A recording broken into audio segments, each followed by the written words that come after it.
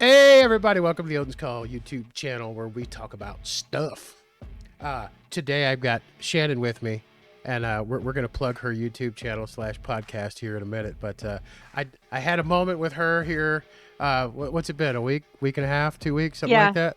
And the chemistry was good. We like talking to each other, so I wanted to invite her onto my channel so that we could talk about some stuff. I'm so glad you did. Yeah, It's going to be fun for us anyway. I hope it's fun for others. But well, as long as I it's know I'll fun, have fun. as long as it's fun for us, then the rest of you, it's on you. Take it or leave it. Right, right.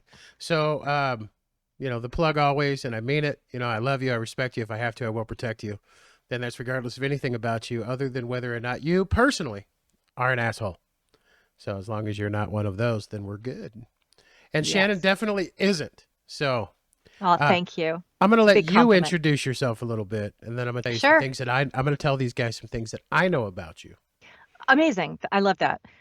Thank you for having me today. Hello, everybody. It's so good to see you. I don't see you yet, but I know that you'll be there. And I'm a person. I am a voice actor. I am a psychic medium. I talk to dead people, and I have a podcast called Magic is Real, in which we delve into topics such as near death experiences, out of body experiences, spiritually transformative journeys, and all things metaphysical and spiritual. Link So, link in the description.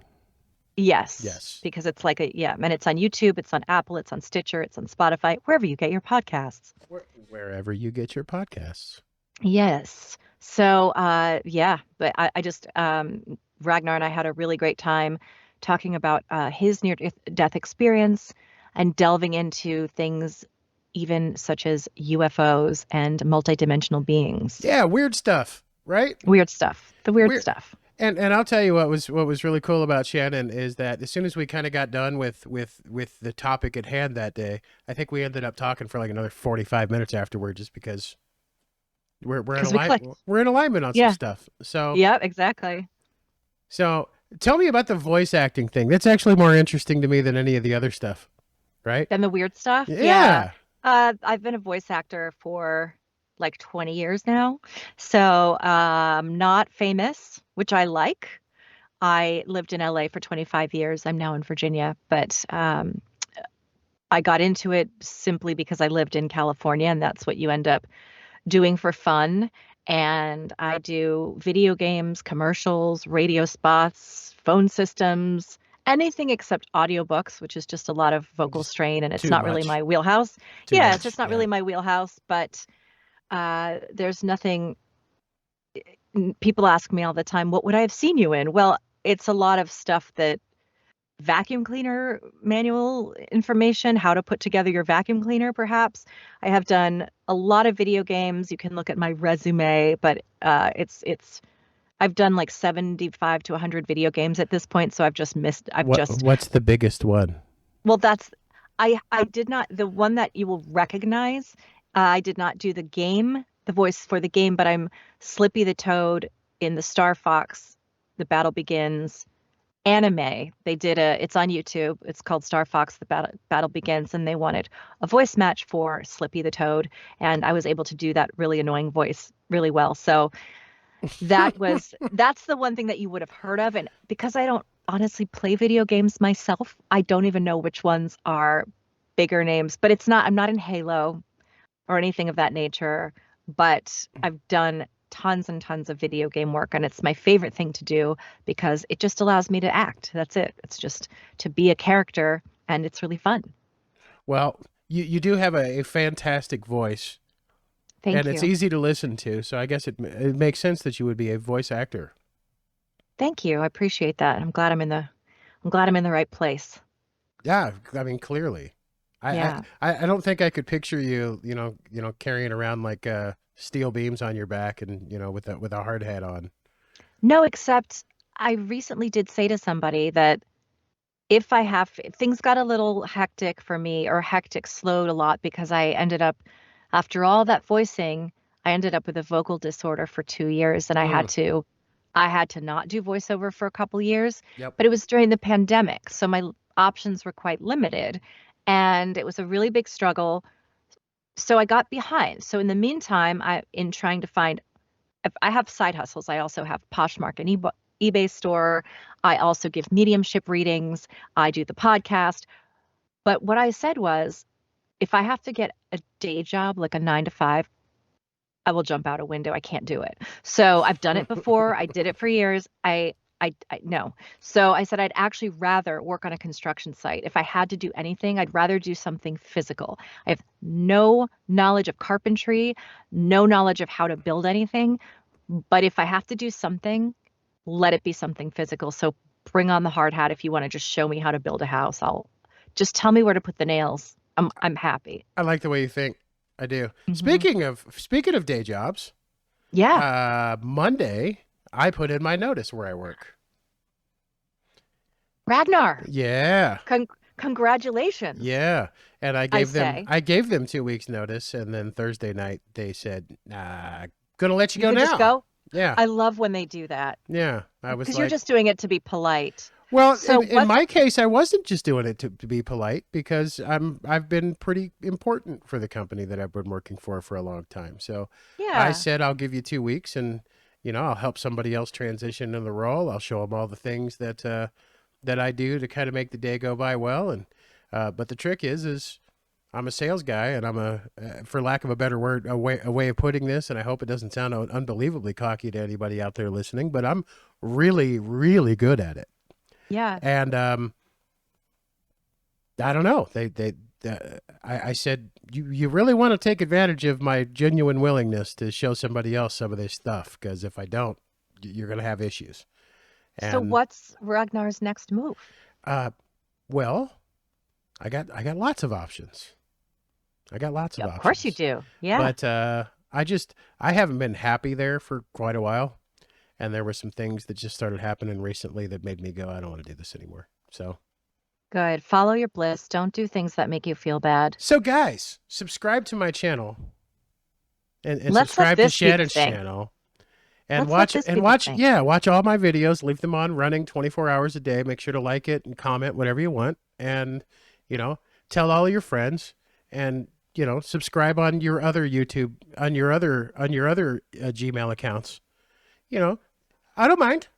Please do. I don't mind. Let's all just be And podcasters. It's like let's just sort do of this like a instead. multi-level marketing situation where we're all podcasters and we all just like each other's stuff There you go. and watch each other's Yeah. channels. So it's a whole network. Yeah. And so it's sort of it trickles down. And then Well, that's all we do all day. you know, I've put up a couple of videos that have raised some eyebrows initially, and I've gotten a couple of people upset because they don't watch the whole video, and Right. they think I mean something that I don't. Like the other day, I posted one, and I'm like, "There's no way anybody's going to get upset about this one." They get upset about it anyway, and that's okay. Yeah. Get That's upset about that's it. the world that's the world we live in. There's a lot of offense taken and people take things the wrong way. And I did an episode where we were talking about dark energies and evil, or are souls evil, Hmm. or are they inherently evil, or and my idea is always that we are You not, souls are not evil. you know how I know I'm 12? How? You said arseholes, and I about died. Our souls. Okay. Yeah, go ahead. Um, so yeah, I believe that our souls are not inherently evil. Souls are just balls of beautiful light that come from this beautiful space. When we are put into human bodies, it's our brains that we're seeing the world through. That's our antenna. That's how our brains is the filter for our souls. So there are reasons why people do evil things, and my idea is that it's either because of indoctrination, trauma, mental illness. I think those are like the main things, but it's not evil versus. So I was mentioning the he who shall not be named, the man with the mustache, like he is the most evil person we can possibly think of. And so then I went in to say, that being said, his soul is just a ball of light. It got put into this guy that just made bad choices, and it's not the soul that's evil, it's the person doing evil things. Well, people get really triggered by that, which I understand, it's very sensitive. And I realized I just can't even go there with that, and because unless you believe that, it's hard to wrap your head around. I just want to know why you don't like the Tom Selleck so much. He seems perfectly lovely to me. He does, doesn't he? I He know. does. He does. I have Yeah. a crush on him. So, whatever. Who doesn't? I mean, I can't help it. I don't blame you. So, but yeah, I understand exactly what you're saying. And People said I was defending him, is what it, I you know. understand that from time to time I'm going to have an unpopular opinion. Yeah. And then I'm going to disagree with people. And one of the things, and I talk about this a lot when I interact with people, is you can change my mind, and I'm okay with that, Hmm. right? If and I'm open to it. If you've got some kind of compelling, different thought process that you could pass my way that helps me feel different about the situation, I'll accept it. I've changed That's what I my like about you. I've changed my mind about a lot of stuff over the years. So I have you know, too. there were things that I was 100% convicted on, 20 years ago that I'm like, nah, I'm kind of seeing different. Yeah, Yeah. as I get older and as I'm a little bit less of an idealist and more of a realist at 43 than I was at 23. Me too. You Yeah. know, But I do like you because at your core, you are all love and light. You don't actually, you're actually not here to judge people or discriminate against people. It's the total opposite.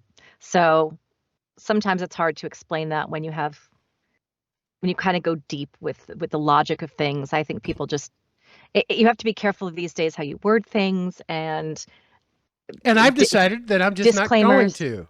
Yeah, you don't have to. I've just decided I'm not going to, and if it upsets Good. somebody, it upsets somebody, and it is what it is, right? I admire that. I want to be the kind of person that doesn't doesn't care. So Something in you my were, tea. so you were Hmm. talking about the evil, and I was actually Yeah. talking to somebody about this idea a while back because they sent me an email, and effectively what that email says is, how do you how do you account for the amount of evil that exists in the world, and um, Yeah. when you're describing this place of oneness, right? Yeah. And I said, "Oh, I've got some opinions on that, and I don't know how accurate they are or not, but this is how I feel about it. Um, we're living in a meat suit, right? Hmm. The meat suit needs things,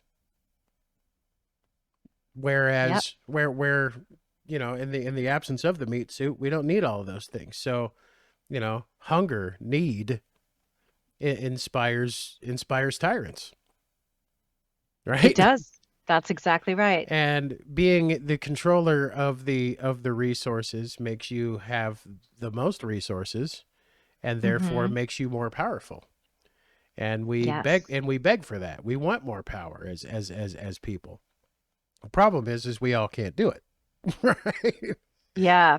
So it inspire and some people just want to, and I'm convinced that where we are now is it's a manifestation of, I want to go experience linear time instead of non-linear time, and we make the decision to do this. Right. I think we're here on purpose. I do too. And I know that this is your podcast, but I'm asking you as the interviewer I am, could tell us a little bit about that. Can you elaborate on that? Because Uh, I know that yeah, yeah, I want to yeah. talk about. I feel like I feel like there are many potential different existences, and we choose the one that we go to. And as much as we may suffer in the process, it's our superconscious borrowing a moment of borrowing a drip of time in the grand scheme of in the grand scheme of eternity, to say, oh, that was different, right? And for the eternal version of us, it's a blip on the radar. So whatever Yeah. long-term suffering that we think we're experiencing in the present is experience gaining, and I think it's an act of fun. Yeah. And not even fun, It's like right? going. But It's a cosmic movie. mhm. I'm gonna go watch a movie. All right, I'll be back in 30 seconds. And 80 years later, we come back and, oh, yeah, that was different. And also what people don't understand when they're like, why would my soul choose this? Hmm. You would choose it because by their standards on the other side, this is like the snap of a finger. This happens so fast. To us, it's whatever, 80, 100 years if we live our full lifespan. Mm-hmm. It seems forever. Why do I want to go through this pain for years and years and years with depression, grief, pain, Right. abuse? Well, that's because once we cross over, it's like it just a snap of a finger, right? I mean, you went there. You can kind of attest to this. I know you didn't necessarily have that particular experience, but Right. and it's for us to learn from and to make choices and decide how we face these challenges Right. in order to help our souls grow. That's why we choose it. So my point is I don't think it necessarily is, evil, Yeah. right? It's not good, and it's not a demonstration of good character, but it's. Have you ever noticed that there's no such thing as a utopian society that's ever worked in all of humankind's couple, Mm-hmm. 100,000 years of existence? It's because we thrive on chaos. We enjoy it, Yeah. right? We default to it. We default to chaos. And anytime things start to get a little bit harmonious, somebody's going to come fuck it up. Yeah. It requires everyone being on the same page. Right, because we don't experience fairness. We don't like fairness. Right? Well, I work harder than you do. So why do you get the same thing as I get, right? Well, you have so much more than I have. So, do you want me to come I need to come take that from you because I want to have those things. Right? There's no possible way that I can find to create harmony in humankind other than, bringing people together and saying, okay, we can talk about what we have in common, but we're going to have some significant differences in wealth, in opportunity, in everything. And there's no way around it. You can't level the playing field. It's impossible. Right. Because every person has their own abilities and their own talents and their own gifts. And some people are born with a higher intellect than others, and some people are born with more physical strength than others. Bless you. Thank you for the Thank mute. you. Whew. Whew. Gesundheit. Thank you. Yeah. Excuse me. We are recording, right? When I'm on my end, I always check. I'm always double checking, and it feels weird for me to be on the other end where I can't see if it is or not. So we're good. We're recording at 60 I frames just said a second. that because I've done that before one time where I started a podcast and we talked for like 20 minutes and I realized I wasn't recording. So that happened to me with a friend of mine. I did his podcast one day. He's like, and we were like an hour and a half in, and we were both absolutely baked at the time. So he's like, oh shit, I'm not recording. And I'm like, great, good talk. There's no way we're gonna start all this over because I don't have any clue what I just said. But yeah. But yes, we're definitely recording. Yeah. I know when we talked on my podcast, we kind of ended on this, going back to the weirdo stuff. We had talked about like the UFOs, aliens, all things that I used to think were just cuckoo, and I thought people were either delusional or mentally ill or joining lying. The club. Yeah, or lying or wanting to see something just for attention. Yep. And now I have had this new revelation, so I've been deep diving into this, that I have actually witnessed an interdimensional being. I have witnessed a UFO, and it suddenly all came together that spirituality and aliens are all part of the same system. In fact, I interviewed Lily Nova yesterday, and she is an astrophotographer, and she's just a young normal person, and she started taking photos of the sky, started seeing UFOs every time she went out there, started to receive like visions from them, and they started to tell her, this is how you channel us, this is what goes on. And she's out there. I have chills right now. I think that it's but that always means there's like a soul or something, and that since then she's learned like that she has this whole connection. And she said whenever you see a UFO or an interdimensional being, it's on purpose. It's not just, oh, I happened to see that. She said they're coming to show themselves to you specifically. And you had talked about, we didn't get to delve into your experiences. If you've talked about it on your podcast already, you may not want to do it again, but I did, love but to talk about all of my old videos, nobody's seen them. All the new Oh, ones, perfect. everybody's suddenly starting to see, but I don't think Yeah. anybody's going back in time to find my goofy stories. But Yeah, because I want to now I'm actually full believer in this stuff and I'm going down this rabbit hole and doing meditations, CE5 meditations, which is when you intentionally summon UFOs and crafts. And I'm just at the very beginning of it, but it was stuff that I used to think was batshit crazy, but now I think it's actually, I get it. I get am I it. allowed to say that on does You that, can say whatever the fuck you want on my channel. okay. It's just, I'm good. for monetization, so they don't like it, but, Well, you know what? I just try to keep it. I just try to make sure it's not every other word, and I haven't yes. gotten any community guideline strikes or any of that stuff, so whatever. All right. But maybe I'd go in and throw in some beeps. Beeps are funny for some. They make me giggle when somebody They beeps. do. So maybe I'll just do that. Yeah. That's a lot of work though. I don't care. Okay. I don't care. It's worth it. As So you like. so my when I was a kid, my parents were divorced since I was a little kid, like 6 months old, and mom always lived in urban area somewhere, L.A., San Diego, and my dad always lived out in BFE, middle of nowhere, Missouri, right? So as a kid, and I throw this in as the maybe I'm making all this up because I want to. I don't know, right?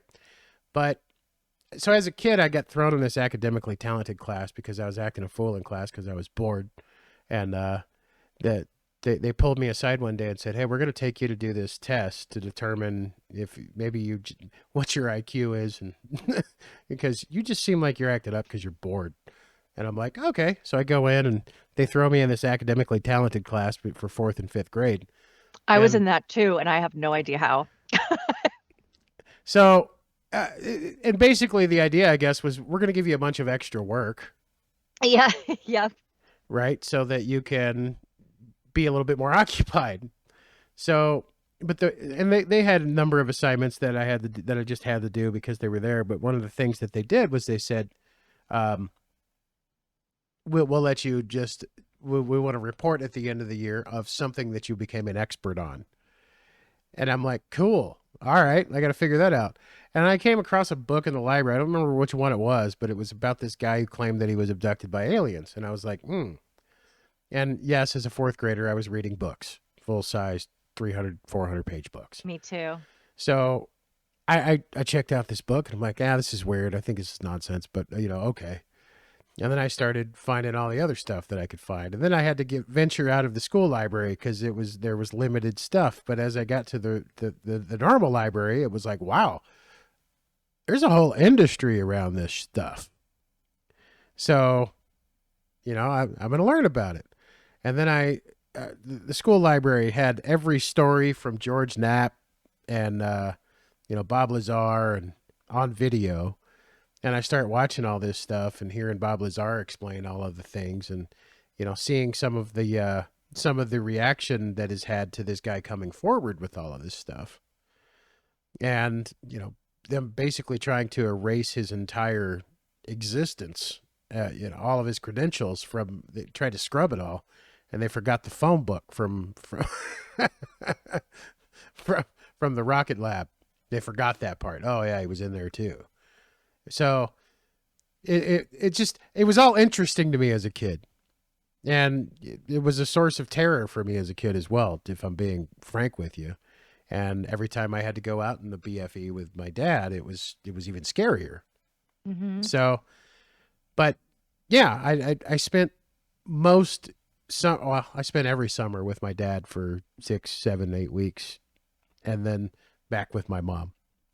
And my dad had been telling me for a couple of weeks one summer that he was seeing this thing outside at night. And, literally we were on 70 acres and our nearest neighbor was like half a mile away. It's scary enough out there with the fucking coyotes and, Yeah.